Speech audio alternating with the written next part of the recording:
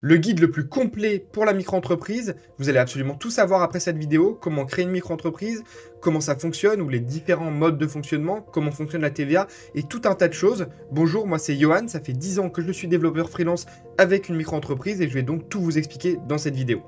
Mais avant toute chose, qu'est-ce qu'une micro-entreprise? Une micro-entreprise, c'est un statut juridique simplifié en France qui vous permet d'avoir une petite entreprise à vous. On a différents types de sociétés en France, les SAS, les URL, etc. et la micro-entreprise. La différence notable entre les deux, c'est que la micro-entreprise, elle vous appartient à vous en tant que personne physique. C'est-à-dire qu'elle n'a pas de dénomination sociale, elle va s'appeler, par exemple, si vous appelez Jean Dupont, elle s'appellera Monsieur Jean Dupont. Et donc ça, c'est important de le comprendre parce que ça veut dire que vous pouvez avoir absolument qu'une seule micro-entreprise par personne. Là, vous pouvez avoir plusieurs SAS, par exemple. Donc c'est ça la différence notable entre une micro-entreprise et une société, en plus d'un système fiscal totalement allégé que je vais vous expliquer dans cette vidéo. Bon, maintenant que vous savez qu'est-ce qu'une micro-entreprise, qui peut avoir une micro-entreprise?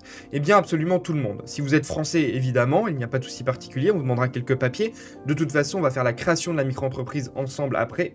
Si vous êtes ressortissant de l'Union européenne, il vous suffira également de mettre quelques papiers comme votre carte d'identité et d'avoir une localisation de votre auto-entreprise en France. Et si vous êtes étranger hors UE et d'autres pays, vous allez tout simplement devoir avoir un titre de séjour et ce genre de choses. Quelles activités vous pouvez exercer avec la micro-entreprise? Vous pouvez faire quasiment toutes les activités, sauf quelques-unes qui sont exclues, notamment les activités agricoles ou certaines professions libérales encadrées. Par contre, vous pouvez faire de la prestation de services, par exemple paysagiste, vente de logos, digital, bref, un peu tout ce que vous voulez. Vous pouvez faire de la vente de produits sur place ou emportés, donc par exemple pour un petit commerce. Vous pouvez faire de la profession libérale non commerciale. Bref, vous pouvez faire pas mal de choses avec la micro-entreprise, c'est-à-dire presque quasiment tout. Bon, maintenant, quels sont les avantages et inconvénients de la micro-entreprise? Évidemment, il y a plusieurs avantages et plusieurs inconvénients, comme tout statut en France ou dans les autres pays. Le premier avantage, évidemment, c'est une gestion fiscale totalement simplifiée. C'est très simple de gérer une auto-entreprise et on va le voir dans la suite de cette vidéo. La deuxième chose, c'est la rapidité d'ouverture d'une micro-entreprise. C'est simple à créer, ça coûte assez peu d'argent en fonction du mode d'ouverture que vous allez choisir dans cette vidéo. Vous pouvez cumuler un emploi assez facilement avec une micro-entreprise. Donc par exemple, vous pouvez être en CDI et avoir votre propre micro-entreprise si votre patron le permet.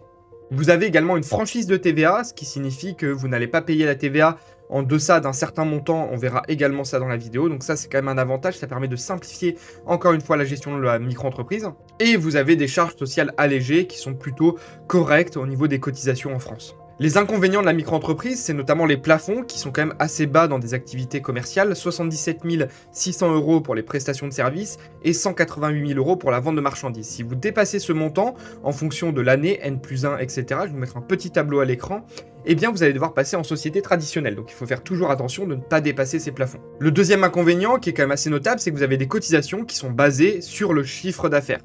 Ce qui signifie que vous gagnez 1000 €, facturez 1000 €, vous allez payer par exemple 200 € sur ces 1000 €, 20%. Pour faire simple, on verra après les bons chiffres. Alors qu'en société traditionnelle, vous allez par exemple toucher 1000 €, vous allez en suivant dépenser 800, il vous restera 200 € de bénéfices et vous payerez à la fin de l'année, lors de votre bilan comptable, des impôts sur le bénéfice, qui réduit un peu les charges en fonction du type d'activité que vous allez faire. Et enfin, évidemment, c'est la couverture sociale qui est assez limitée en micro-entreprise.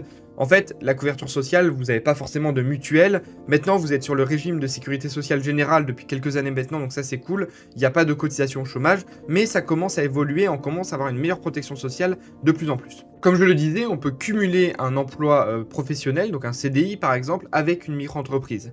Il y a juste deux choses à savoir par rapport à ça. La première, c'est que votre employeur doit autoriser dans votre contrat de travail que vous ayez droit d'avoir une micro-entreprise à côté, sinon vous n'avez pas le droit. Et la deuxième chose, c'est que votre micro-entreprise ne doit pas concurrencer le secteur de travail dans lequel vous êtes. Je prends un exemple, si vous êtes salarié en développeur web, vous n'avez pas le droit d'ouvrir une micro-entreprise en tant que développeur web, à part si évidemment il y a un papier explicite de votre employeur qui vous l'autorise. On va maintenant passer à la création de votre micro-entreprise de deux manières différentes. Directement sur le site officiel de l'État que vous avez ici, soit directement via LegalPlex qui va permettre de simplifier grandement la démarche. Donc on va commencer directement par le site de l'État. Et pour cela, vous avez directement le site de l'INPI, vous allez faire accéder au guichet unique. Ça va vous demander de vous connecter avec directement le système de France Connect. Et après, vous allez cliquer sur Créer, Modifier ou Cesser une entreprise. Vous arrivez directement sur une page comme ceci, qui va vous demander de créer une entreprise. Donc, vous faites créer une entreprise ici. Et c'est à partir de là qu'on va pouvoir commencer la création de la micro-entreprise. Pour cela, on va faire directement entrepreneur individuel. Qu'on souhaite opter pour le statut micro-entrepreneur, c'est oui. Et que j'ai déjà exercé une activité salariée ou pas en France, bah ça vous mettez en fonction de votre situation. Moi, dans mon cas, c'est oui. Donc je vais mettre juste non pour que ça aille plus vite, mais dans mon cas, c'est oui. Et en suivant, on va commencer à remplir ce formulaire. Donc le formulaire, la première étape, c'est directement tout ce qui concerne votre personne physique. Donc en gros, ça va être directement votre nom, votre prénom, etc. Il y a juste ça où vous avez la périodicité de versement qui correspond aux charges sociales de l'URSSAF. Vous payez un pourcentage sur votre chiffre d'affaires en fonction si c'est du produit ou des marchandises ou du service. Et donc vous allez dire, est-ce que vous réglez vos cotisations sociales sur votre chiffre d'affaires mensuellement? Par exemple, vous avez 20% de 1000 euros à payer et que vous le faites au bout d'un trimestre et que vous avez par exemple 3000 euros, vous payez 600 euros d'un coup. Ou alors vous préférez payer mois par mois. Moi je vous conseille de payer mois par mois, ce qui évite les grosses dettes à la fin des trimestres si vous faites des gros chiffres d'affaires. Donc ce que je vais faire, c'est que je vais remplir toutes les informations, il y aura un petit cut et après on se reprend à l'étape suivante. Alors, je vous reprends juste avant de finir la validation de ce formulaire, juste par rapport à ces champs-là. Donc, généralement, vous êtes au régime général, mais vous pouvez mettre si vous êtes sur un autre régime de sécurité sociale. Et vous avez directement d'autres questions qui sont assez simples à répondre. Et là, avez-vous déjà formulé une demande d'ACRE auprès de l'URSSAF? Alors, l'ACRE, il faut savoir que c'est une aide qui va permettre de baisser les cotisations sociales, dont on a parlé précédemment avec le mensuel, trimestriel, la première année de vos déclarations. Donc vous pouvez mettre directement oui ou non, mais la plupart du temps, pour faire cette demande, vous pouvez mettre non, et il me semble que ça va vous le proposer après, mais je suis pas sûr. Donc là, vous mettez non, et c'est juste pour expliquer que c'est ce que c'est que l'ACRE. Voilà. Et donc après, vous faites étape suivante. Donc là, normalement, on est bon, je peux quand même continuer, même si j'ai une micro-entreprise, c'est pas grave, c'était juste pour vous montrer. Donc, l'entrepreneur souhaite-t-il fixer l'adresse de son entreprise à son domicile personnel, oui ou non, ou à une domiciliation? Alors, pourquoi il vous propose de domicilier votre micro-entreprise? En fait, c'est parce que il y a un dernier impôt, il y a un impôt avec la micro-entreprise qui s'appelle le CFE, cotisation foncière des entreprises, qui est basé en fonction de votre chiffre d'affaires et de l'endroit où est basée votre micro-entreprise. Il faut savoir, par exemple, qu'à Bordeaux, ce CFE est plus cher qu'à Paris. Et donc, en fonction de la domiciliation de votre micro-entreprise, vous pouvez gagner un petit peu d'argent en la domiciliant.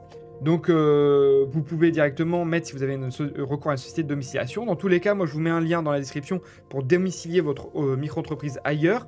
Ou directement, là, c'est la première étape par le site de l'État, mais vous pouvez aussi le faire entièrement via Legal Place, ce qui est beaucoup plus rapide et ils vont vous proposer la domiciliation en même temps. De toute façon, on va le faire le parcours en suivant.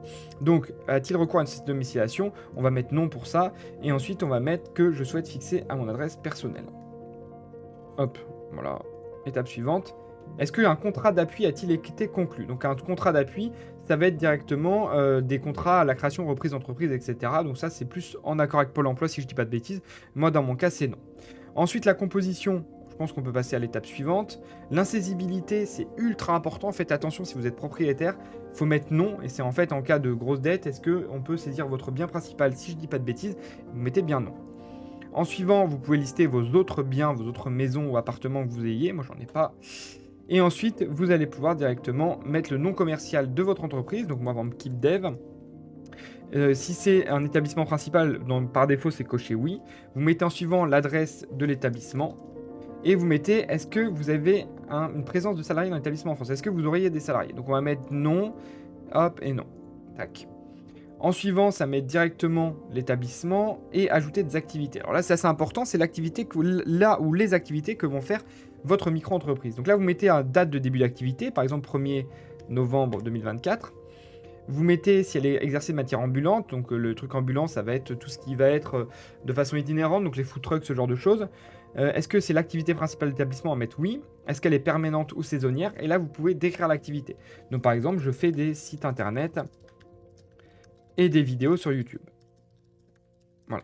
Et ensuite, vous allez pouvoir catégoriser directement la société. Donc là, vous mettez directement la catégorie. Donc moi, je suis plus par exemple, en informatique. Donc je ne sais pas s'il va y avoir service d'information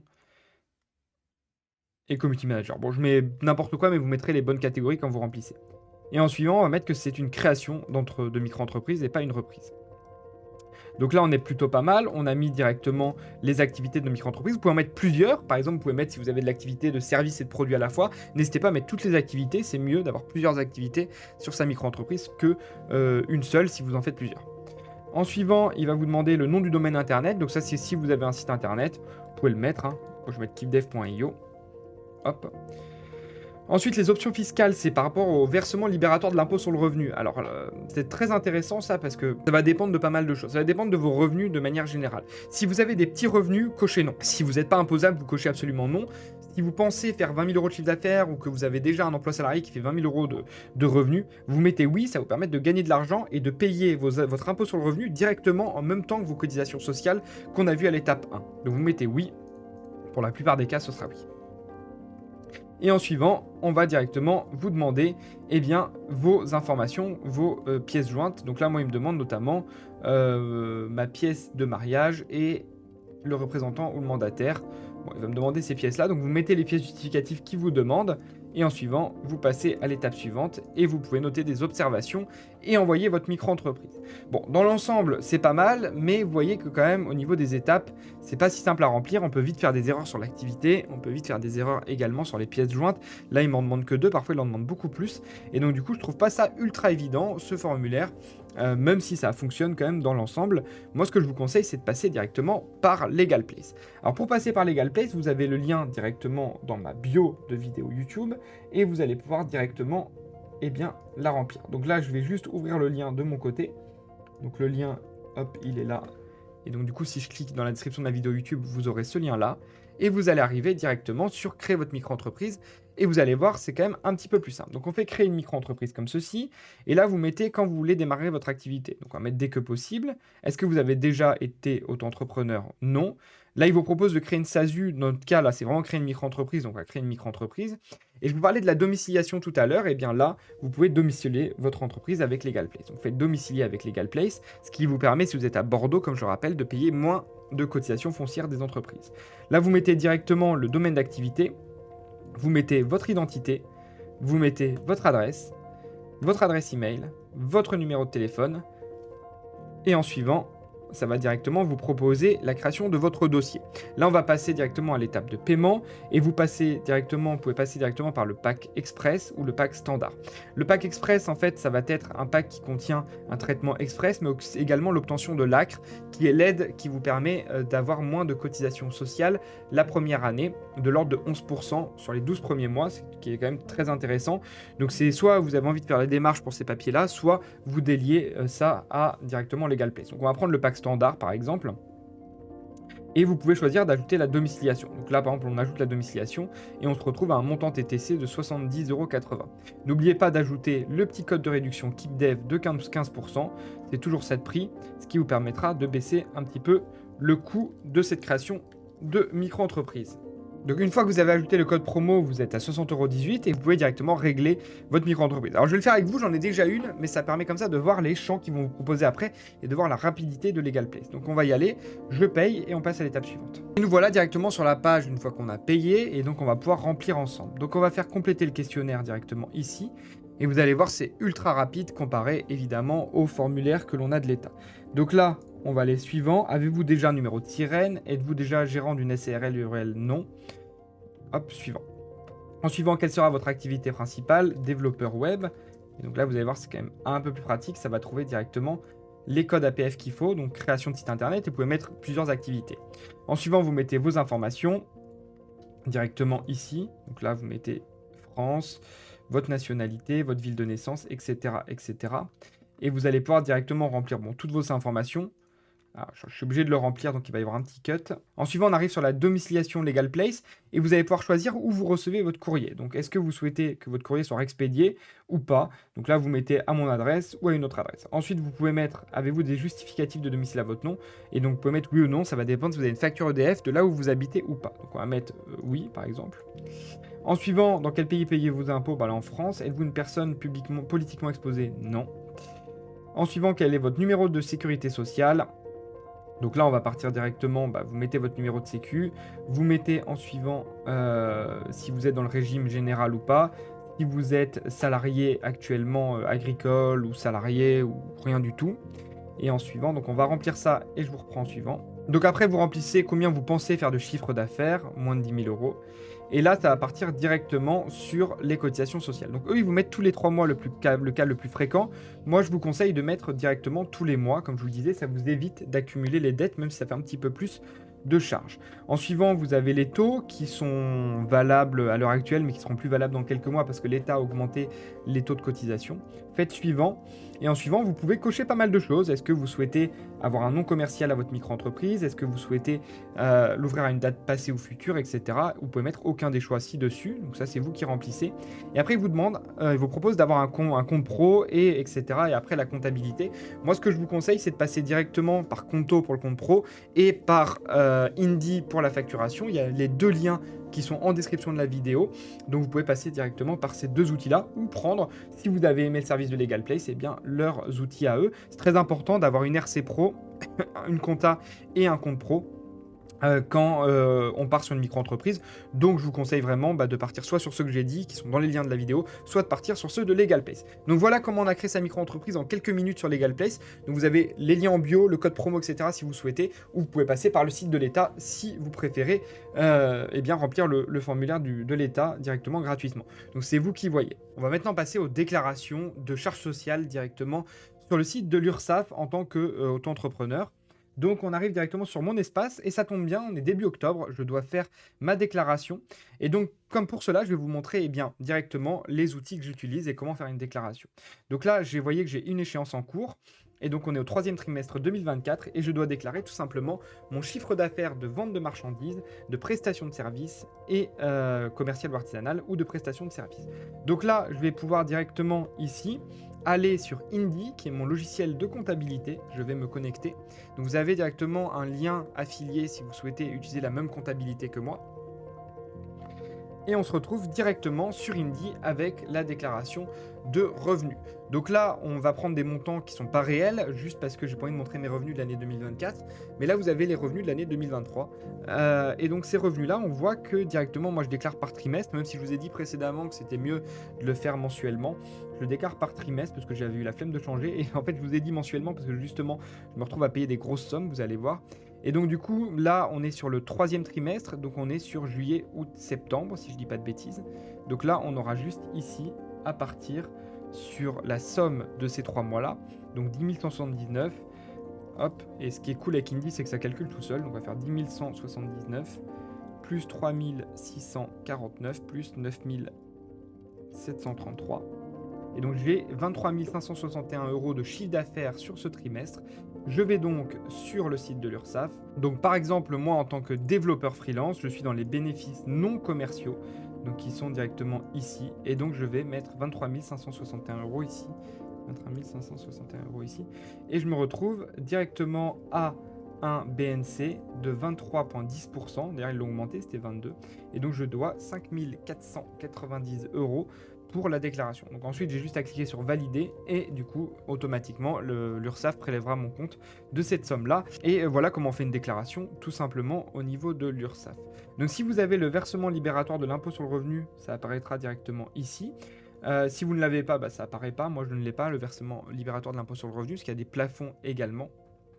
Et à la fin de l'année, je vais devoir tout simplement noter tous les chiffres d'affaires que j'ai notés. Donc là, vous voyez, c'est 23 000 plus les 3 autres trimestres, les mettre dans la fiche 2042C-Pro de l'impôt sur le revenu. Il y aura un abattement qui est fait et mon impôt sur le revenu sera calculé directement depuis cette somme-là. Ce que je vous conseille vraiment, c'est de penser à faire du prélèvement à la source dès que vous voyez que vos revenus commencent à augmenter. Sur le site de l'impôt, vous pouvez avoir du prélèvement à la source. Vous pouvez mettre par exemple que vous payez 300 € par mois et vous aurez une régularisation si vous avez payé trop ou alors une régularisation dans le mauvais sens si vous n'avez pas payé assez. Donc je vous conseille vraiment de ne pas oublier de mettre à jour votre taux de prélèvement à la source au fur et à mesure que vos revenus augmentent. Pour terminer cette vidéo, on va parler des 2-3 choses qui restent à savoir quand on est une micro-entreprise, c'est-à-dire les seuils de TVA et tout ce qui est TVA de manière générale, le régime réel d'imposition, mais également tout ce qui est CFE, on en a parlé vaguement directement dans cette vidéo. Mais il y a également l'imposition des bénéfices commerciaux et des bénéfices non commerciaux qu'il va falloir comprendre. Donc on va parler de ces 4 points et on va commencer par la TVA. Alors la TVA en tant que micro-entrepreneur, elle est tout simplement facultative, c'est-à-dire qu'à un dessous de 36 000 € de chiffre d'affaires, vous n'avez pas besoin de déclarer ou payer la TVA. Vous avez des plafonds de TVA qui s'affichent à l'écran et à partir de là, vous devez payer la TVA, c'est-à-dire qu'en gros, vous allez facturer 1 000 € hors taxe et du coup, le client paiera 1 200 € en prestation de service par exemple.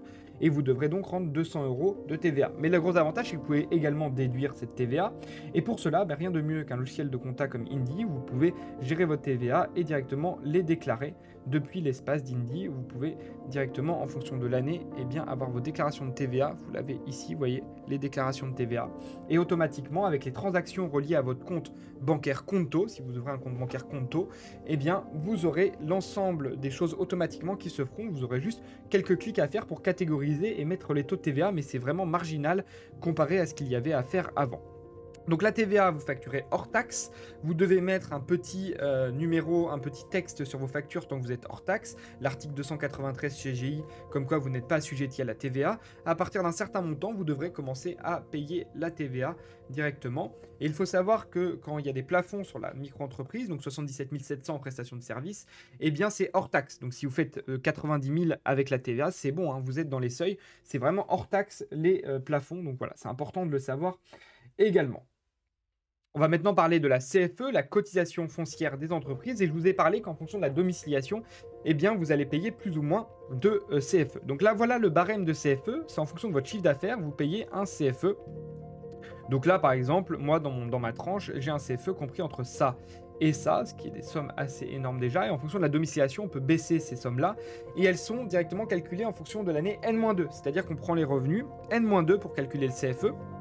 C'est important de le savoir, on ne prend pas les revenus courants. Donc par exemple, si vous avez votre micro-entreprise aujourd'hui, vous aurez votre première CFE à payer que dans 2 ans. Et donc voilà, c'est plutôt chouette. Par contre, si vous cessez votre micro-entreprise, vous aurez le CFE à payer 2 ans après la cessation. Donc c'est à bien prendre en compte quand vous ouvrez une micro-entreprise.